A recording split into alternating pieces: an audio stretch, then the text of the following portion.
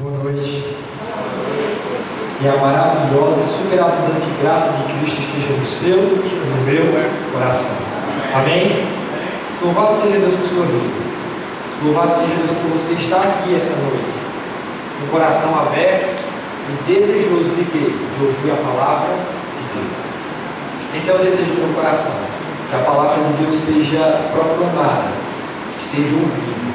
E que o coração que recebe essa palavra possa ser mudado, transformado num novo coração.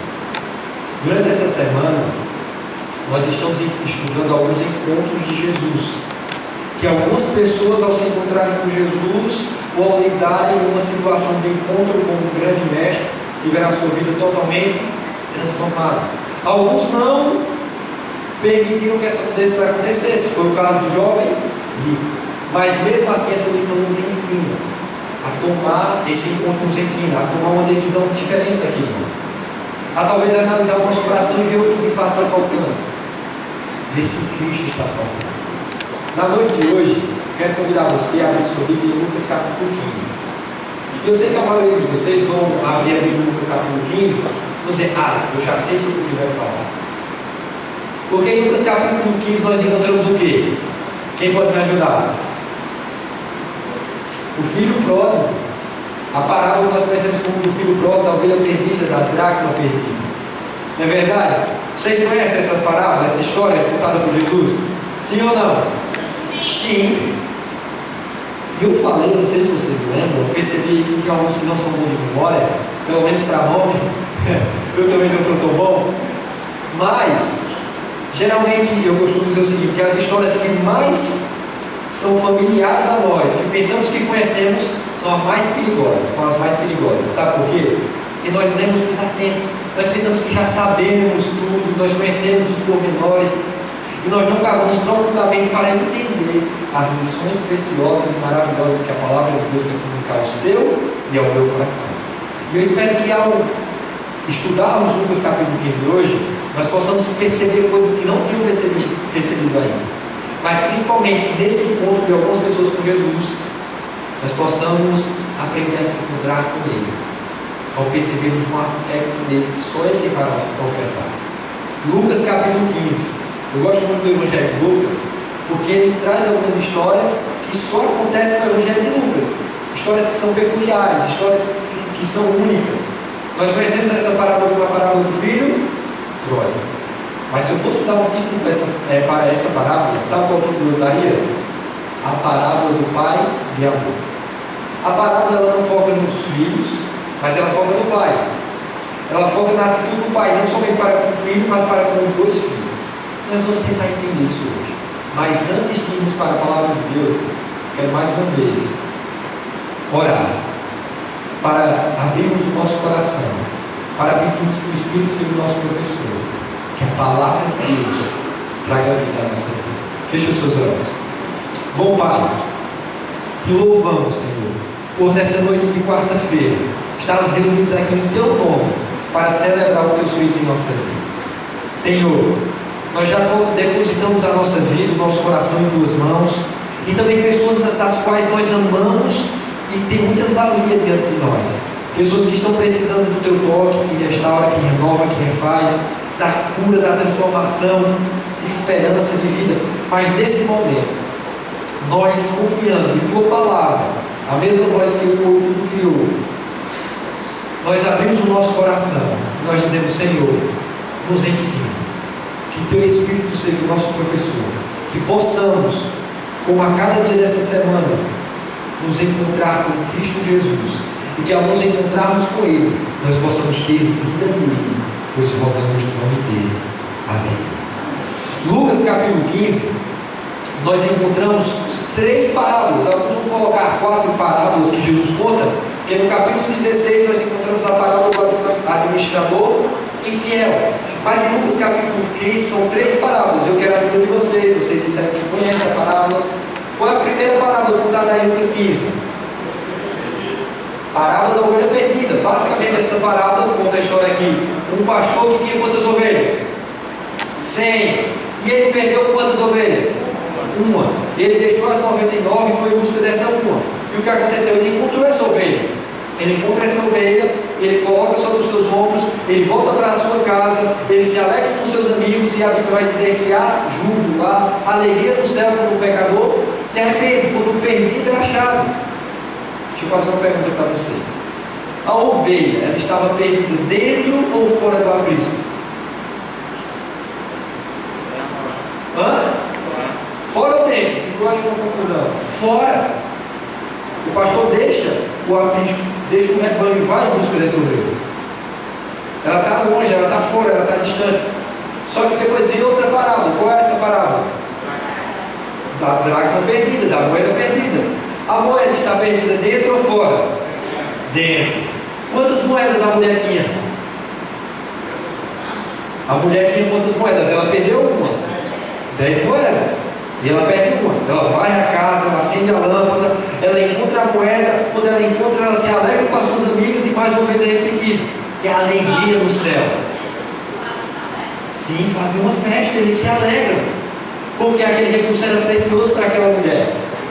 Muito provavelmente era um dom que ela tinha recebido ao casar-se. Se acontecesse qualquer situação que ela ficasse em vulnerabilidade, ela teria recursos para se manter. E o que acontece? Ela encontra e ela festeja. E se você ler com atenção, as parábolas que Jesus está contando, na realidade elas estão sendo expandidas e ampliadas. Ele conta da ovelha perdida que está perdido fora. Ele conta da dracma perdida que está perdida dentro. E agora ele vai contar a história de 2 filhos, um mais moço e um mais velho. Um que está perdido fora, que sai da casa, e o outro que está perdido dentro. E ele também vai afunilando para que nós possamos enxergar essa situação de uma maneira mais clara e mais de perto. Primeiro são 100 ovelhas, quantas se perdem? Uma. Depois são 10 moedas, quantas se perdem? Depois são 2 filhos, quantos estão perdidos? Os 2. Jesus vai aproximando para que nós possamos entender. Mas antes de entender essa parábola, como qualquer texto da Bíblia, nós temos que entender por que Jesus contou essa parábola. Você sabe por que Jesus contou essa parábola? Qual foi o contexto de Jesus contar essa parábola? É o que nós encontramos no verso 1 e versículo 2. Olha o que é dito aí. Lucas capítulo 15, verso 1 e verso 2. Aproximaram-se de Jesus todos os publicanos e os pecadores para o ouvir. 2 grupos de pessoas se aproximam de Jesus. Vai dizer que os publicanos, quem eram os publicanos? Os publicanos eram judeus que tinham se afiliado a Roma e que eles cobravam impostos. Eu não sei se essa é a melhor comparação. Pelo menos no futebol há uma rivalidade entre brasileiros e argentinos. É como se os argentinos dominassem o Brasil à força e agora eles estivessem cobrando impostos abusivos. Isso trouxesse um peso grande para a nossa vida e a gente tivesse que trabalhar muito, pagar muito imposto e sobrar pouco. E aí viesse, eu não vou colocar nenhum de vocês nessa situação, viesse eu fosse lá, fizesse um acordo com os argentinos, eu passasse na porta de cada um de vocês, cobrando imposto de um inimigo. Mas mais do que isso, cobrando a mais ainda do que o imposto era, para que eu pudesse enriquecer de maneira ilícita. Vocês iam gostar de mim? Vocês iam me amar, não é verdade? Sim ou não? Não! Vocês iam me odiar. É um traidor, é alguém dos nossos que está aliado comigo e que ainda mais do que cobrar o imposto que já é alto, ele está o quê? Cobrando a mais para si. Os publicanos eram odiados, mas aqui é dito que todos os publicanos se aproximaram de Jesus para ouvir, e não somente os publicanos, mas também o quê? Os pecadores. Pecadores vai ser uma maneira genérica de dizer as pessoas que viviam de uma maneira moralmente não tão desejável, atraente, ou até mesmo que as outras pessoas viam e já olhavam para aquela pessoa, para aquele grupo e diziam assim: essas pessoas estão longe de Deus. Só que todas essas pessoas, os publicanos e os pecadores, eles se aproximam de quem? Eles estão em se encontrar com quem? Para o quê? Para ouvir. Só que não só esses estão na cena. No verso 2, vai dizer que alguns viram isso acontecendo. Ao Jesus receber todos os publicanos e pecadores para ouvir, olha o que vai acontecer, verso 2: e murmuravam os fariseus e os escribas, dizendo: Este recebe pecadores e come com eles. Primeiro momento, todos os publicanos e pecadores vão até Jesus para ouvir. Verso 2 diz que alguns murmuravam vendo aquela cena, e também eram dois grupos, eram os fariseus e os escribas. Resumindo, os fariseus eram mestres da lei, pessoas profundamente conhecedoras do que estava escrito, e que eles eram como referência, eles eram o oposto dos publicanos e dos pecadores. Pessoas olhavam para os pecadores e para os publicanos para ver o que eles deveriam evitar de viver. Eles olhavam para os fariseus e eles almejavam, se eu fosse como os fariseus, justo como eles. E os fariseus ensinavam a lei, eles conheciam, tinham muitas coisas boas. Até o próprio Jesus disse: vocês devem ouvir e fazer tudo o que eles ensinam, mas não imitar suas obras, pois eles dizem e não fazem, porque eles são hipócritas. A grande repreensão de Jesus para os fariseus foi isso, a hipocrisia. Eles falavam e não viviam, eles sabiam e desprezavam. Eles não levavam a sério a palavra de Deus a ponto de vivenciá-la no seu dia a dia. E é dito aqui dos escribas. Os escribas eram aqueles copistas do texto bíblico, ou seja, eles tinham diversas porções da Bíblia memorizadas. Se tem alguém aqui que tem uma boa memória, que não é o meu caso, Bíblia de algum livro, pode ter vários textos da Bíblia decorados, isso é bom, no coração, de cor, é guardado no coração. Mas eles sabiam diversas porções, pois eles trabalhavam com ele. Só que esse grupo, diferente dos que foram diante de Jesus, os reprováveis para ouvi-lo, esses estão murmurando. E eles fazem uma acusação a Jesus. Esse Jesus recebe esses pecadores, e mais do que receber, ele ainda come com eles. Para você e para mim, comer com alguém hoje pode ser nada demais, ou próximo a alguém. Você vai numa praça de alimentação, num shopping, às vezes você senta perto de alguém que você nunca viu na vida. Mas na cultura de Jesus, comer com alguém era você convidar essa pessoa a uma intimidade com você. A próxima era alguém próximo, era algo reservado para alguém que de fato tinha já um relacionamento ou que desejava se estabelecer um relacionamento. E Jesus está comendo. E eles acusam Jesus disso. E em resposta a essa acusação, Jesus conta essas parábolas: a ovelha perdida, dracma perdida, e aqui a gente vai se ater mais hoje, que é a do filho pródigo, que eu considero a do pai de amor, que começa a partir do versículo 11. Como você conhece essa parábola, nós vamos lendo verso por verso e vamos buscando entender. Verso 11 diz assim: continuou por quê? Porque ele já estava contando a palavra e ele está expandindo. Ele quer ensinar uma lição e ele está dando uma resposta a essa acusação. Jesus continua: certo homem tinha quantos filhos? 2 filhos. O mais moço deles disse ao pai: Pai, dá-me a parte dos bens que me cabem. E ele lhes repartiu os haveres. Quantos filhos esse homem tinha? Esse certo homem? 2. Mas aqui é dito que o filho mais novo, ele foi até esse homem e ele diz assim: me dê a parte que me cabe da herança. E você não precisa se esforçar muito. Quando é que alguém recebe a herança? Quando? Quando o pai morre.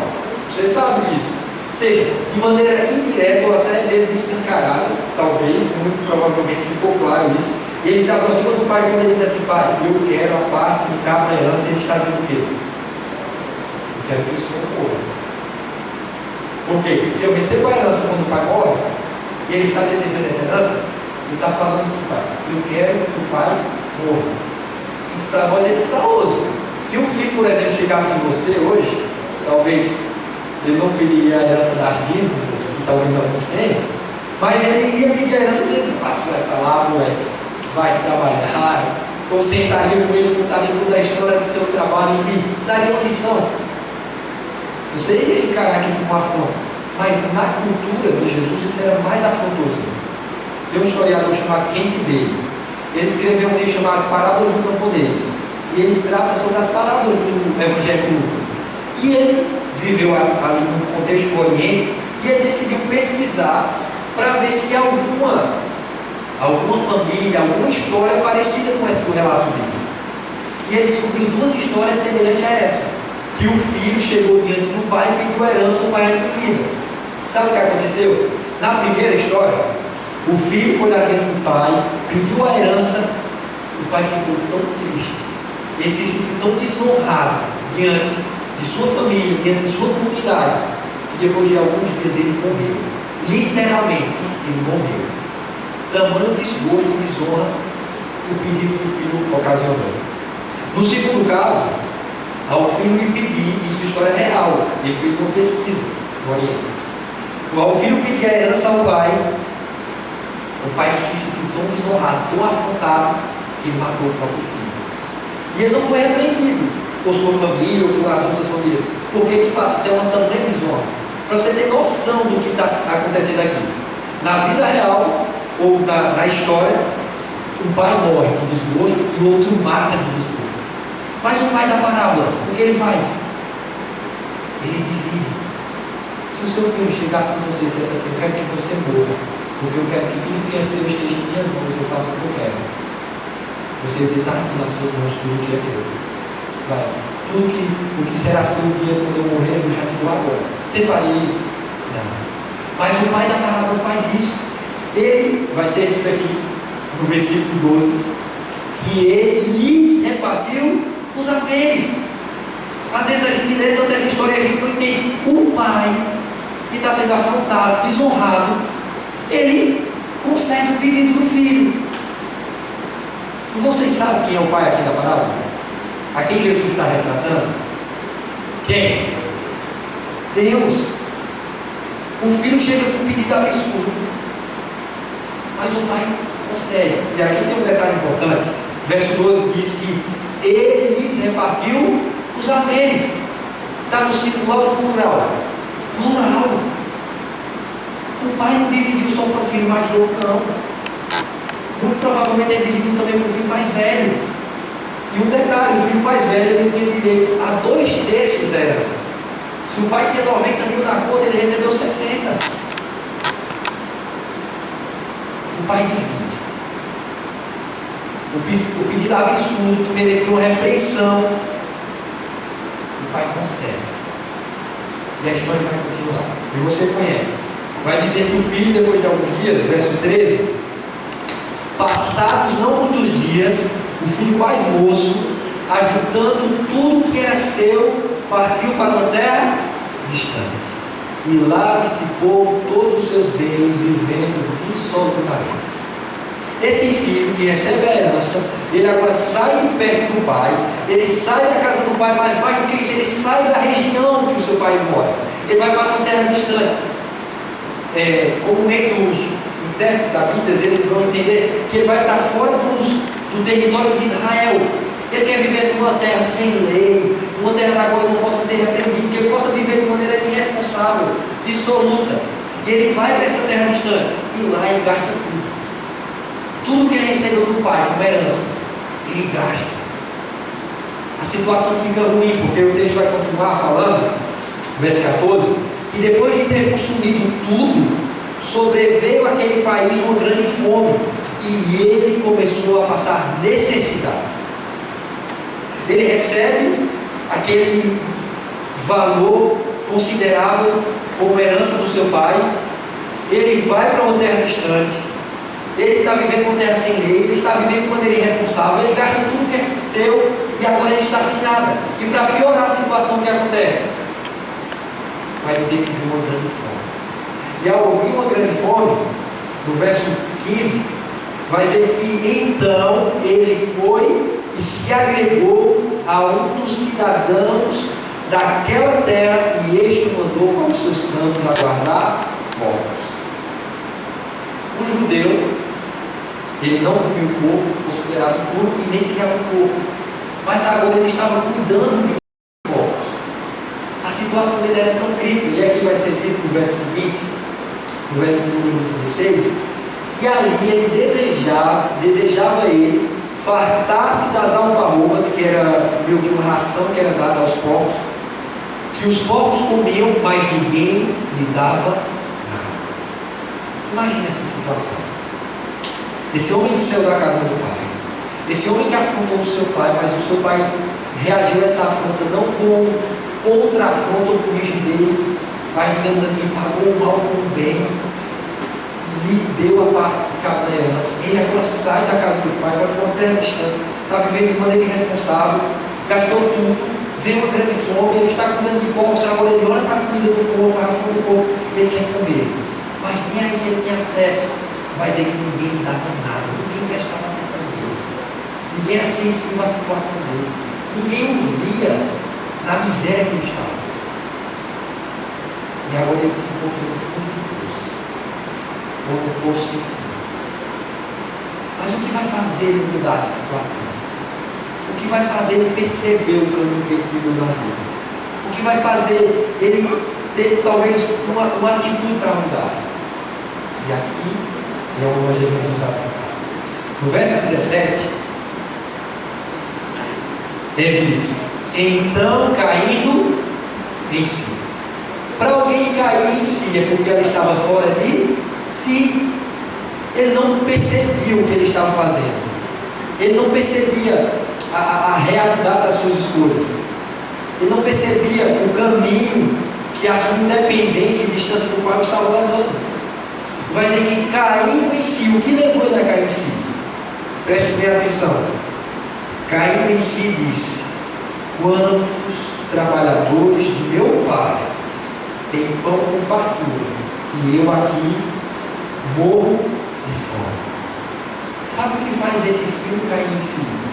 Sabe o que faz ele, mesmo se encontrando nessa situação que ninguém o via, ninguém o dava nada, nessa situação do fundo do poço, ele lembra do seu pai. Ele vai dizer: na casa do meu pai, até mesmo o trabalhador, ele come o pão com fartura. E agora que ele lembrou do pai, a esperança renasce. Agora que ele lembrou do pai, desse pai que ele fez um pedido absurdo e concedeu, ele agora tem uma ideia. Versículo número 18. A ideia dele é a seguinte: levantar-me-ei e irei ter com meu pai. Se você ver aí do verso 17 até o verso 22, vai ser repetido isso: pai, pai, pai. Por isso que eu considero essa parábola a parábola do pai e amor. O foco está no pai.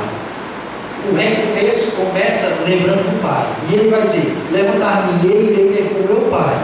E lhe direi: pai, pequei contra o céu e diante de ti. Já não sou digno de ser chamado teu filho. Trata-me como um dos teus trabalhadores. E o verso 20 vai dizer: e levantando-se foi ele para o seu pai. Ele tem uma ideia. Ele lembrou do pai. E agora ele quer voltar para perto do pai. Só que ele não quer voltar como filho. Por isso ele tem uma ideia. Ele vai dizer: pai, pequei diante de ti, pequei contra ti diante de Deus, pequei contra o céu. Já não sou digno mais de ser chamado teu filho. Trata-me conforme dos teus trabalhadores. Ele quer fazer algo para receber algo. Se os trabalhadores do pai dele trabalham e recebem pão com fartura, ele vai trabalhar, ele vai receber pão com fartura. Ou seja, ele vai fazer algo, ele vai receber algo. E vai dizer que ele levantou-se e foi. Lembre-se, ele estava numa terra distante. Eu imagino que ele foi percorrendo aquele caminho, tentando decorar isso. Pai, peguei diante de ti, diante do céu, já não sou digno de ser tratado como teu filho, trata-me conforme os teus trabalhadores. Ele vai ensaiando, ele vai ensaiando. Só que esse pai, ele não trabalha na lógica desse filho. Esse filho, ele lembrou do pai, mas mesmo assim não tem uma plena percepção do que o pai é. Porque se ele tivesse, ele ia dizer: nossa, eu fiz um pedido absurdo ao meu pai, e ele me concedeu. Na hora que eu quiser voltar, ele vai me receber. Só que ele não tem uma visão clara para lá. E ele vai tentando convencer o pai, ele quer ofertar algo para o pai. Só que o texto vai continuar no verso 20 dizendo o seguinte: levantou-se, foi para o seu pai. Vinha ele ainda longe, quando o seu pai o avistou, e compadecido dele, correndo, o abraçou e beijou. Ele ainda vem longe. E o pai o vê. E quando o pai o vê, o pai corre em sua direção. Mas é que o pai, compadecido por ele, o abraçou e o beijou. Ele vem ainda longe. Isso nos faz pensar um pouquinho. Eu gosto de uma canção que fala, o retrato dessa canção diz que esse pai, ele estava cada dia, ao fim de tarde, ele estava no portão. esperando o seu filho, desejando o retorno desse filho em seu coração. E esse pai, quando ele avista o filho de longe, ele corre. E para o pai correr como uma pessoa já de idade é algo desonroso, mas ele não está nem ainda para os outros vão pensar. Ele corre. Vocês lembram que quando Jesus recebe os pecadores, os escribas e os fariseus, eles murmuram? Jesus não se preocupa com a murmuração deles. O pai não se preocupa com o que as outras pessoas vão pensar. Ele se preocupa com quem? Com o seu filho. Vai dizer que ele corre até o filho, ele o abraça, ele o beija. E o filho vai começar o discurso que ele ensaiou. Verso 21. Qual é o discurso dele? Verso 21. E o filho disse: Pai, pequei contra o céu e diante de ti. Já não sou digno de ser chamado teu filho. Aí falta a segunda parte. Trata-me conforme dos teus trabalhadores. Mas antes de ele falar isso, o pai não interrompe. Porque para voltar para a casa do pai, o pai não quer como trabalhador. O pai não quer um toma lá, tá cá, você faz isso e você recebe isso. Mas o pai quer de volta receber como o quê? Como filho. E aqui é dito que o pai interrompe. No verso 22 é dito: o pai, porém, disse aos seus servos: trazei depressa a melhor roupa, vestido. Ponde-lhe um anel no dedo e sandália nos pés. Trazei também e matai o novilho cevado. Comamos e regozijamos, porque este meu filho estava morto e reviveu, estava perdido e foi achado. E começaram a regozijar-se. É dito 3 coisas que o pai pede aos seus criados. Primeiro, coloque o anel no seu dedo. Você está voltando para casa, o anel é símbolo de herança. Você é novamente herdeiro. Coloque sandália nos seus pés. Geralmente os trabalhadores, os servos, os criados da casa, eles não usavam sandálias, mas os filhos, os familiares usavam. Você é filho. Mas é dito também que ele deveria o quê? Os servos matar o novilho cevado. Em 3 ocasiões principais, o novilho cevado era morto. Primeiro, quando acontecia um casamento, o novilho cevado era morto e havia festa, havia alegria. Segunda situação, quando uma transação de negócio acontecia, era bem sucedida, lucrativa, vantajosa, o novilho cevado era morto. Vocês sabem qual era a terceira situação? Quando um filho nascia, o novilho cevado era morto, havia festa. Por isso que esse pai diz: meu filho estava morto e reviveu, estava perdido e foi achado. Vamos nos alegrar, vamos nos regozijar. Para o pai, o filho renasceu. Por isso essa celebração. Só que a história não acaba aí. Vai dizer que o filho mais velho, ele estava voltando, e eu vou resumir. O filho mais velho estava voltando do campo, do seu trabalho, e ele ouviu o barulho da festa, e ele pergunta a alguns criados, o criado informa que o seu irmão voltou. Em vez de se alegrar, ele fica indignado.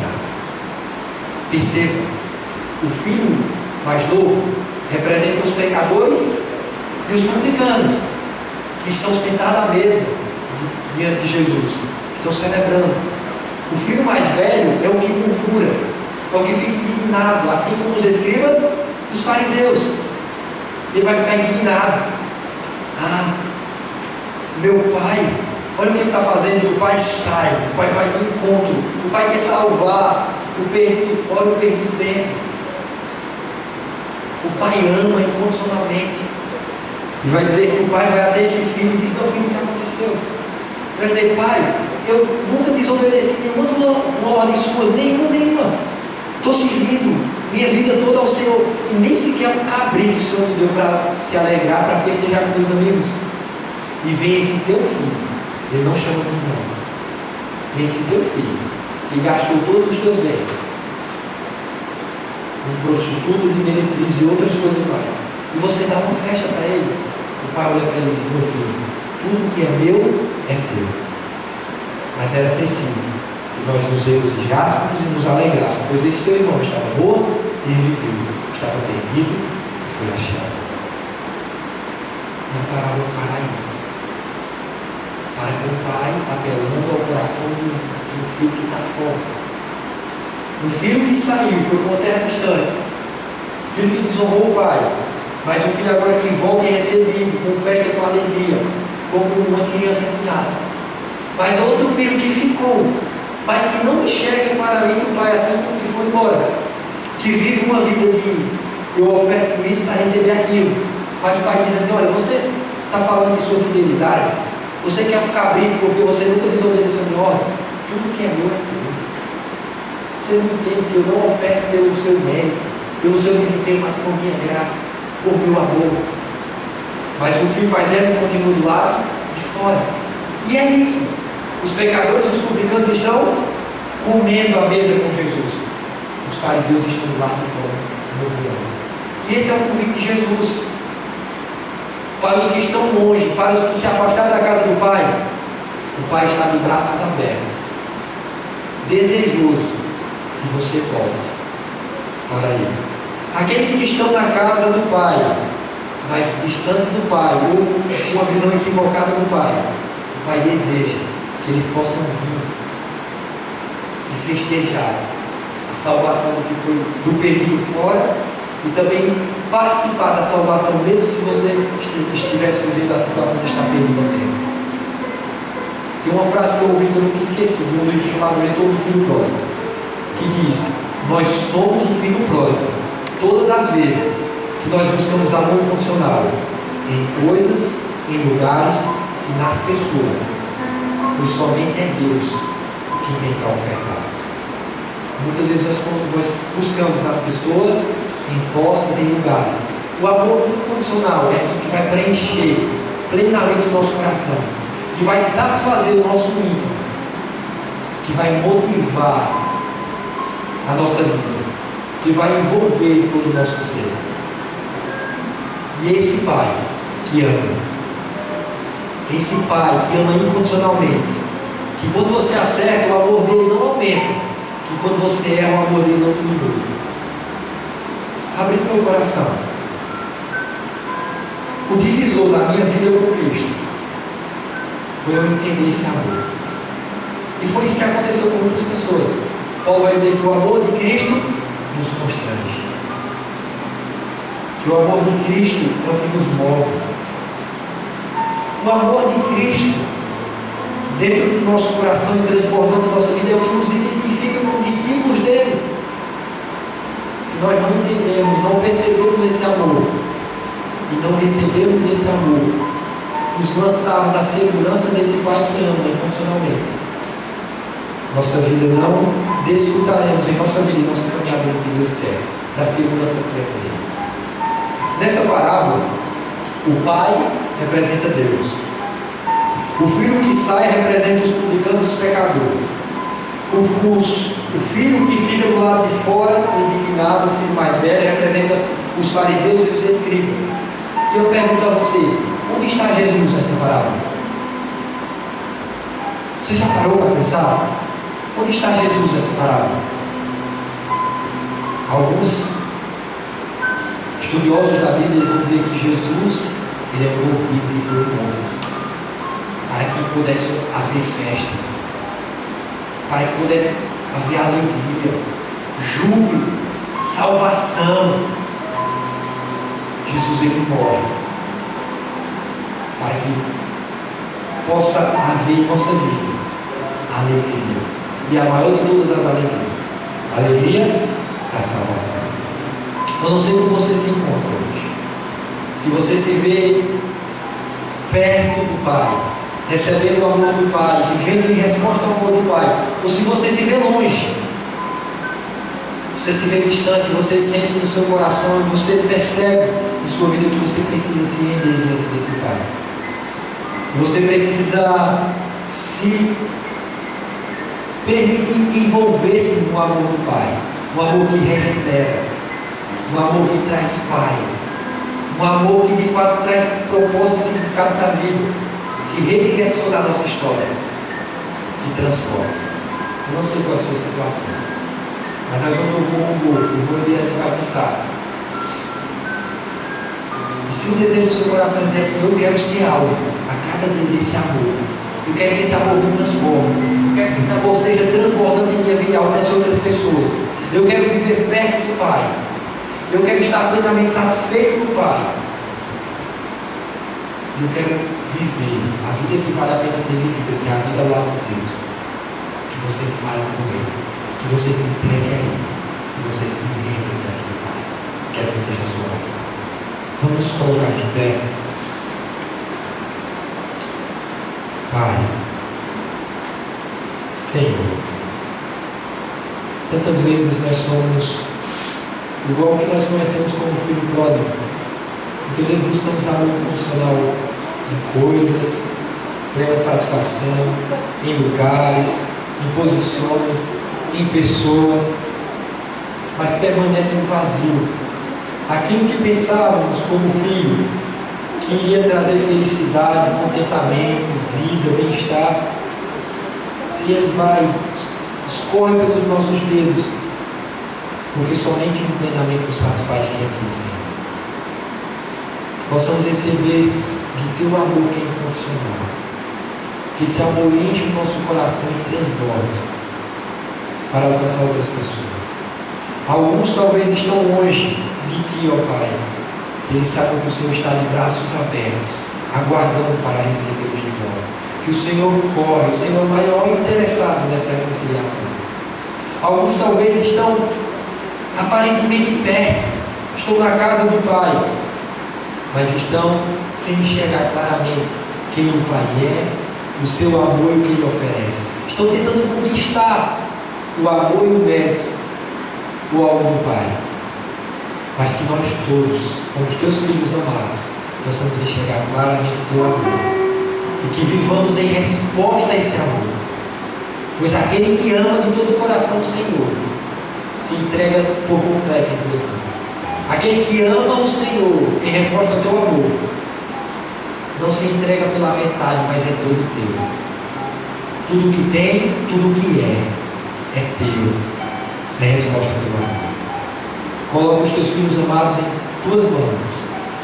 O Senhor que sonda os corações, o Senhor que conhece de maneira íntima e profunda cada um dos que estão aqui essa noite, sabe das lutas, sabe das dores, sabe dos fracassos e sabe dos sucessos.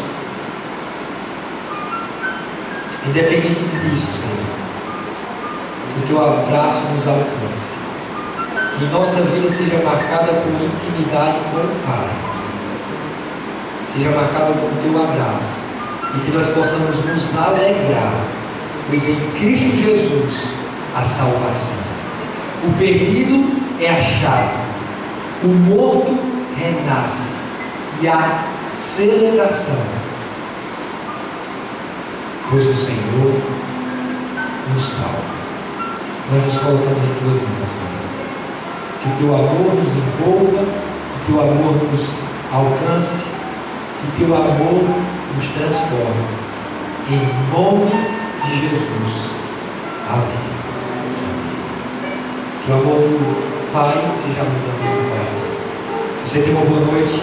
Possamos estar aqui reunidos em nome de Jesus amanhã para aprender a palavra de Deus.